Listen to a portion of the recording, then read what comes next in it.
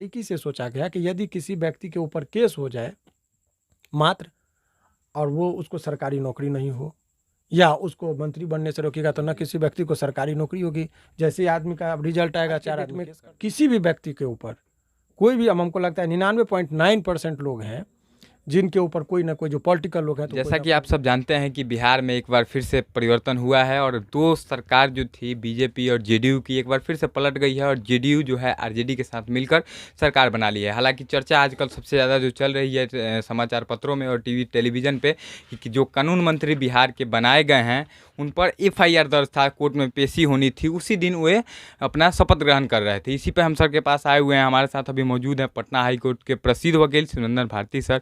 Sir, सबसे पहले आपसे हम यही जानेंगे कि जो कार्तिकेय सिंह हैं उन पर एफआईआर दर्ज था और वो कोर्ट में पेश होने वाले थे। कहा जा रहा था कि अब कोर्ट में जाएंगे, उनको कानून मंत्री कैसे बना दी गई। विपक्ष की जो पार्टियां हैं बीजेपी और तमाम पार्टियां सवाल उठा रहे, तो क्या उनको अब उनका पद छीन लिया जाएगा? आगे का क्या प्रोसेस होगा इसमें कानून? सबसे बड़ी बात आप एक चीज़ समझिए, जो अभी जो कल जो सरकार का गठन हुआ और उसमें जो कानून मंत्री जो हमारे बने, वो उनके ऊपर जो इल्ज़ाम लगाया गया, अभी जो आज की जो खबर चल रही है कि क्या उनके ऊपर मुकदमा दर्ज था, इस आधार पर उनको नहीं बनना चाहिए या डिस्क्वालीफाइड हो गए, इस्तीफा दे देना चाहिए, ये बात हो रही। तो मैं कानूनी एस्पेक्ट से आपको बता दूं कि किसी भी व्यक्ति पर यदि केवल इस आधार पर कि उनके ऊपर आरोप है या एफआईआर है, तो वो व्यक्ति को जो है सो वो डिस्क्वालीफाइड हो गया मंत्रिमंडल में रहने से या विधायक बनने से या एमपी बनने से, ये सब गलत बात है। उसके लिए देखिए, सबसे बड़ी बात आपको बता रहे हैं कि भारतीय संविधान का आर्टिकल 173 है, जिसमें इस बात को बताया गया है कि किसी भी व्यक्ति को यदि स्टेट लेजिस्लेचर असेंबली का वो मेंबर बनेंगे, वही व्यक्ति जो है सो मंत्रिमंडल में भी उनको जगह मिलेगा। तो उसके लिए जो क्वालिफिकेशन है, वो पहला चीज़ है कि वो भारत का नागरिक होना चाहिए। दूसरा है कि उसकी उम्र जो है सो 25 वर्ष होनी चाहिए, और अन्य माने और किसी भी न्यायालय के द्वारा डिस्क्वालीफाइड का जो क्राइटेरिया है वो नहीं होना चाहिए। तो सबसे पहले डिस्क्वालिफिकेशन का जहाँ तक सवाल है, तो उसके संदर्भ में एक अलग से एक्ट है, रिप्रेजेंटेशन ऑफ पीपल्स एक्ट 1951 में, उसमें भी प्रावधान दिया गया, जिसमें संशोधन करके हाल फिलहाल में जोड़ा गया कि किसी भी व्यक्ति को यदि केवल ये केस है तो वो डिस्क्वालिफिकेशन का आधार नहीं है, ट्रायल चल रहा है ये भी आधार नहीं है, बेल रिजेक्ट हो गया ये भी आधार नहीं है।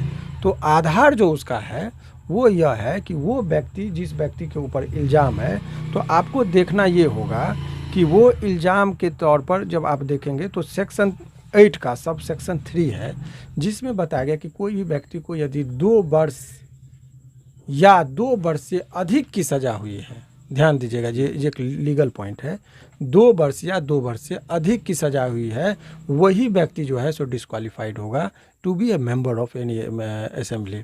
तो अब इस सवाल ये है कि उनको सज़ा ट्रायल में होता है, तो ट्रायल का अभी स्टेज है नहीं। और उस दिन जो अपीयरेंस की जो बात कही जा रही है, वो अपीयरेंस का मतलब अभी जो देखिए, इससे पहले जो हाई कोर्ट में मैं आपको ऑर्डर दिखा रहा हूँ, जिस ऑर्डर का जिक्र करके इससे पहले उनका बेल, एंटीसिपेटरी बेल यहाँ से देने से माननीय उच्च न्यायालय ने पटना जो है सो हाई कोर्ट में उनको इनकार किया था। तो ये 2017 की बात है। तो केवल इस आधार पर किसी व्यक्ति को कि बेल नहीं मिला है इसीलिए वो मंत्री नहीं बन सकते, ये कहना कदापि उचित नहीं है, क्योंकि ये ग्राउंड नहीं है। और ये इसका एक फिर वो कॉग्निजेंस ऑर्डर के खिलाफ ये क्वेसिंग में यहाँ पर आए थे, जिसमें 7/7/2022 को ऑर्डर हुआ था, जिसमें उन्होंने विथड्रॉल किया था कि हम चार्ज फ्रेमिंग के बाद आएंगे इस लिबर्टी के साथ।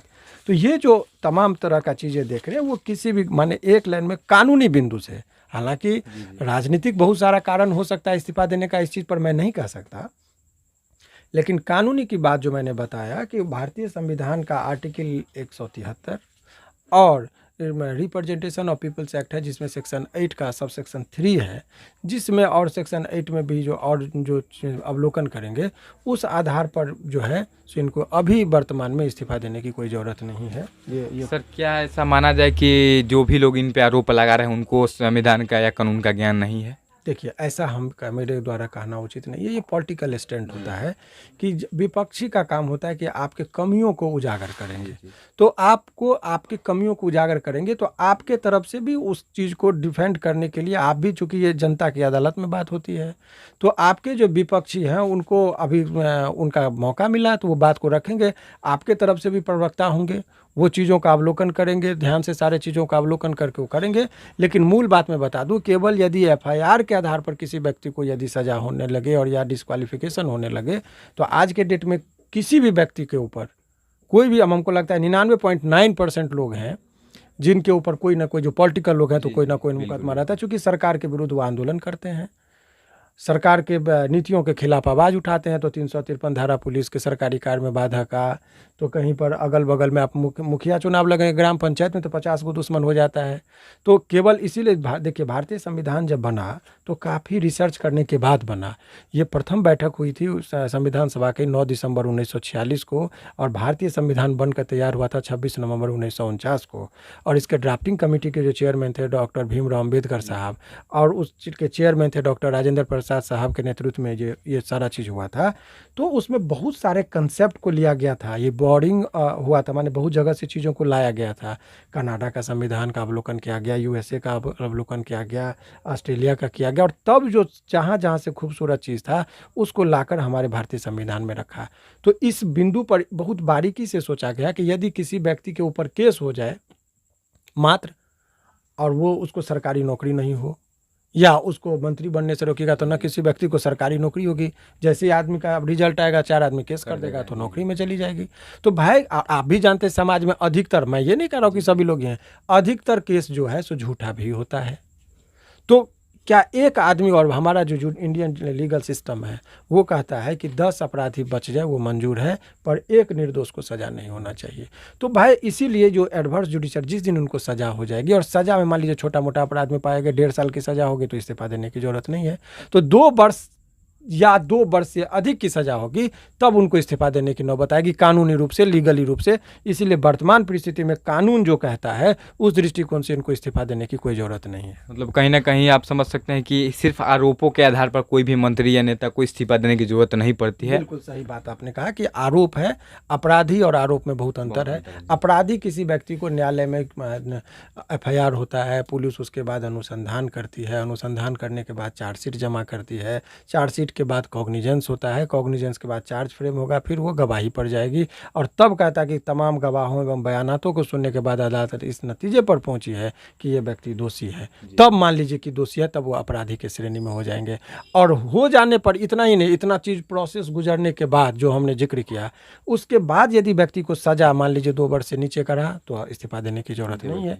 अभी मान लीजिए एक उदाहरण के तौर पर समझिए कि अभी मान लीजिए बिहार में लालू प्रसाद यादव जी को सज़ा दिया गया लोअर कोर्ट के द्वारा, तो चूंकि वो 2 वर्ष से अधिक का सज़ा है इसीलिए वो चुनाव नहीं लड़ पा रहे हैं। जी। यदि वो 2 वर्ष से नीचे की सज़ा होती, 1 दिन भी नीचे, तो वो डिस्क्वालीफाइड नहीं होते। तो ये देखा जा रहा है कि अपराध का जो सज़ा का जो अवधि है वो कितने वर्षों का है, तब उस आधार पर जो है सो किसी व्यक्ति का डिस्क्वालिफिकेशन कानूनी दृष्टिकोण से होगा। लेकिन एक चीज़ है कि इसका एक पॉलिटिकल है, लोगों का जो कि आपके जो विपक्षी हैं वो आप पर हमलावर होंगे। आपके पास अपनी बात को रखने के लिए भी आपको भी अध्ययन करके अपनी प्रवक्ताओं को, इधर के लोग होते वो तैयार करते हैं, और फिर वो होता है। तो ये समाज का और ये पॉलिटिकल, यही तो लोकतंत्र की खूबसूरती है कि आप अपनी चीज़ों को कितनी खूबसूरती से रखते हैं। जितने भी लोगों को नहीं पता होगा कि बिहार के कानून मंत्री कार्तिकेय सिंह पर सिर्फ आरोप है, जब तक साबित नहीं हो जाता, और सर ने बता दिया कि 2 साल से अगर ज़्यादा की सज़ा होगी तब उनको इस्तीफा देने की ज़रूरत पड़ेगी। 2 साल से अगर सज़ा कम भी होती है, अगर मतलब सज़ा हो भी जाती है और 2 साल से कम होगी, तो अपने पद पे रह सकते हैं। जितने भी लोग, अभी तक फेक न्यूज़ चल रहा था, आज पूरे दिन आप लोगों ने देखा होगा कि बहुत सारे टीवी चैनलों पर सिर्फ और सिर्फ यही खबर चलाया जा रहा था कि कहीं ना कहीं एक आरोप के बाद मंत्री कैसे बना दिया गया। तो कहीं ना कहीं बहुत सारे नेताओं पर आरोप लगते रहे हैं और अभी भी लगे हैं।